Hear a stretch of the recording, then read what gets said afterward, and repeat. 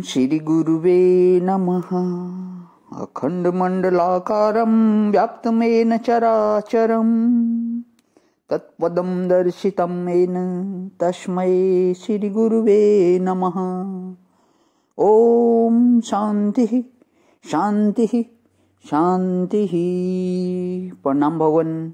मांडुक्यकारी का प्रवचन वैतथ्य प्रकरण स्वामी श्री अखंडानंद सरस्वती जी महाराज का दिव्य ग्रंथ भगवान। इसमें हमारा जो है 37 पेज। आज बाबा जी कहते हैं, अब देखो एक आदमी ने गाली दी। बोले कि उसने हमको गाली दी तो हम उसको एक की जगह 4 गाली देंगे और मौका मिलेगा तो मारेंगे भी। अब क्या हुआ कि वह तो बेचारा फुर्र से गाली देकर निकल गया और तुमने अपने दिल में जो उसके साथ दुश्मनी जोड़ी, यह अब जल्दी मिटाए नहीं मिटेगी। अगर कह देते कि गाली दी तो क्या हुआ, उसकी जवान गंदी हुई, आसमान में गाली दी उड़ गई, हमारे कान में कहाँ प्रविष्ट हुई, हमारे दिल में कहाँ आई। अगर गाली को उड़ा देते तो उड़ जाती, लेकिन जब तुमने पकड़कर कलेजे में रखा तब वह जम जाएगी। यह संसार की रीति है। तो सपना भी इस तरह से जम जाता है। भक्तों की बात थोड़ी यह रह गई कि जब वे कर्म का फल और ईश्वर का दिया हुआ सपना को मानते हैं, जब आदमी जप करता है, भजन करता है, तो उससे ईश्वर प्रसन्न होकर सपने में जो दर्शन देता है, सत्संग देता है, प्रेम देता है, सपने में भगवान के लिए रो रहे हैं, आंखों से आंसू गिर रहे हैं, यह भी भक्त लोग ईश्वर का दिया हुआ मानते हैं। ईश्वर ने हमारी भक्ति से प्रसन्न होकर हमको दिया है। सो सपने में जो ईश्वर दर्शन हो जाता है उसको भक्त लोग बहुत कीमती मानते हैं कि आहा, आज तो हमको सपन में भगवान का दर्शन हुआ। पर यह बात न्यारी है और यहाँ जो बात वेदांत में समझानी है वह जो है न्यारी है। वह क्या है?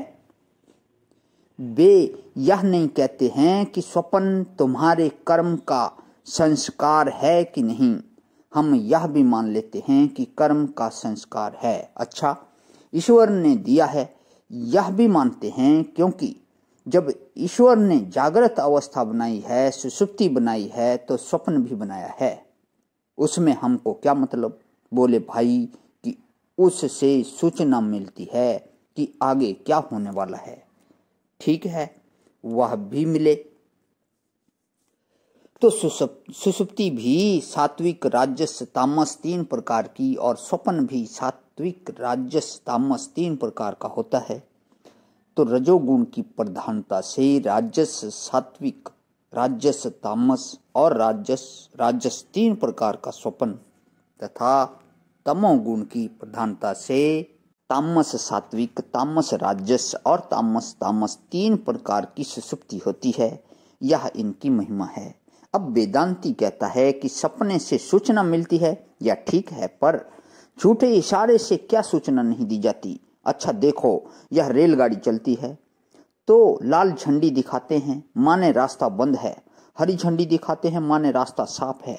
अच्छा, कोई राज्य ऐसा कानून बनावे कि रास्ता साफ होने पर हम लाल झंडी दिखावेंगे और बंद होने पर हरी झंडी दिखावेंगे, तो वहां वही सत्य माना जाएगा कि नहीं? तो यहाँ हरेपन में जो रास्ता खुला का जो सूचन है वह कल्पित रीति से है, कानूनन है। वस्तुतः हरेपन में खुले का निशान नहीं है और लाल में बंद का निशान नहीं है, पर इशारा तो करते हैं। वह झूठी कल्पना से इशारा बनता है कि नहीं? सो झूठी कल्पना से भी इशारा बनता है। अतः हम यह नहीं कहते कि स्वप्न से पहले कर्म नहीं है, कारण नहीं है, या यह भी नहीं कहते कि स्वप्न ईश्वर का दिया हुआ है, और यह भी नहीं कहते हैं कि स्वप्न का कोई फल नहीं है। स्वप्न का फल भी है। हम यह कहते हैं कि जिस समय स्वप्न जहाँ दिखता है, स्वप्न काल में, स्वप्न देश में जो एक हाथी से दूसरा हाथी का बच्चा पैदा होता है, उसमें बाप और बेटा दोनों हाथी उस समय उस जगह पर नहीं है। जहाँ दिख रहे हैं, जब दिख रहे हैं, और जो दिख रहे हैं वे उस समय पर नहीं हैं, वह केवल मन ही है।